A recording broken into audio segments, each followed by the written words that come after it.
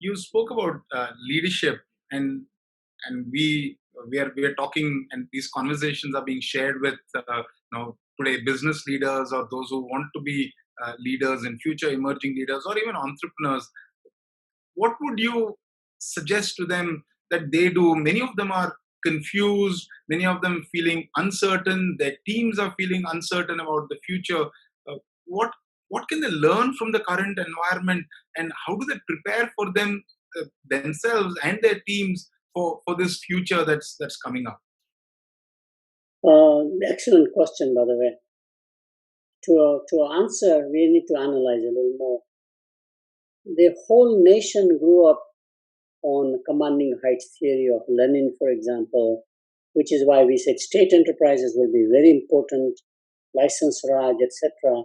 So we always depended on the government to give us signals about how to govern the markets or what to do for whatever reason. I'm still surprised we still have the British legacy that the budget announcement is such a huge event. We don't have that kind of a huge event, but everybody's nervous the day the finance minister announces all the policies and the procedures. So that legacy of license Raj says, I don't depend on myself. I'm not in charge of my destiny.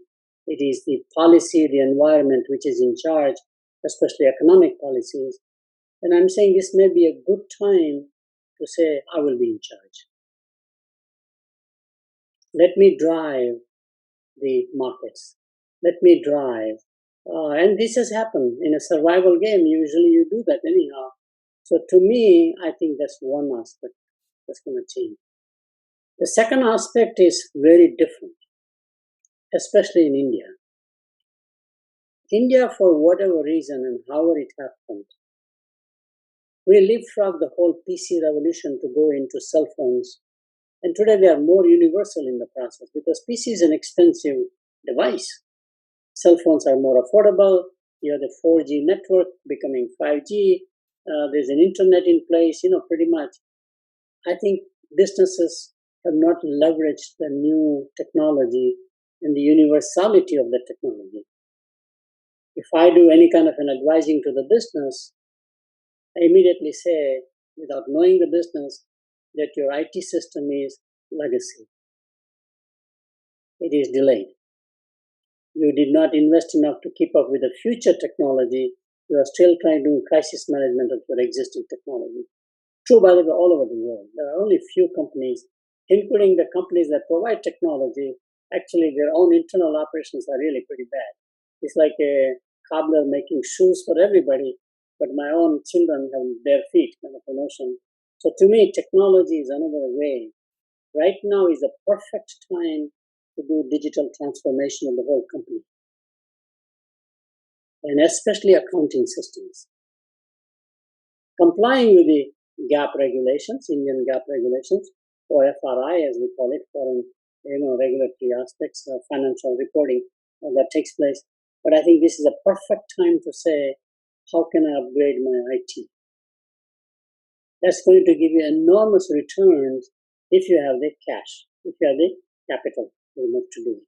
And it's very affordable today because it's all now utility. I mean, I can have cloud services, I can rent everything practically. I don't have to buy. So it's more like not a capex dollars, it is more basically operating dollars. What would you advise individuals, a young aspiring entrepreneur or a young professional who has come into the workforce recently and suddenly is hit by this huge uncertainty? How do they prepare themselves? Any final words of advice for young people? First of all, it's very genuine fear because you have invested, your parents have invested in your education. There's an expectation, especially if you come from a middle to lower middle class families, which most of us come. So I think it's a genuine fear. You should have that fear. Coping with that one is very important. How do you cope with that fear?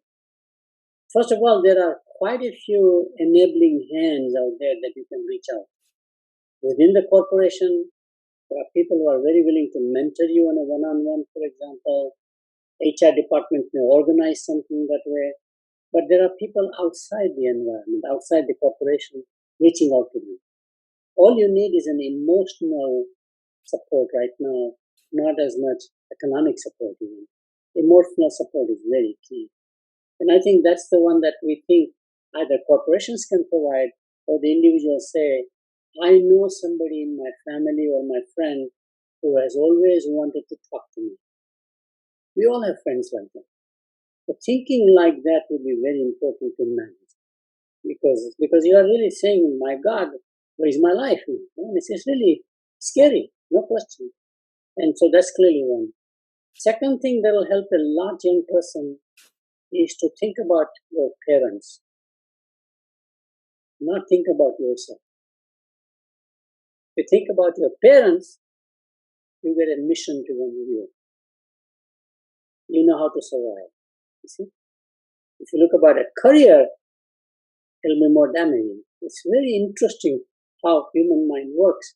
So my view is that picking up some mission, especially in India, it's very important that the parents bond in a way that you can have that bonding.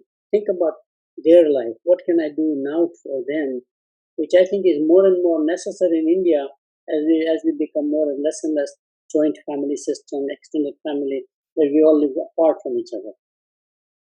The third thing, which is what we are doing in America with young Indian professionals, is to engage them into volunteer work.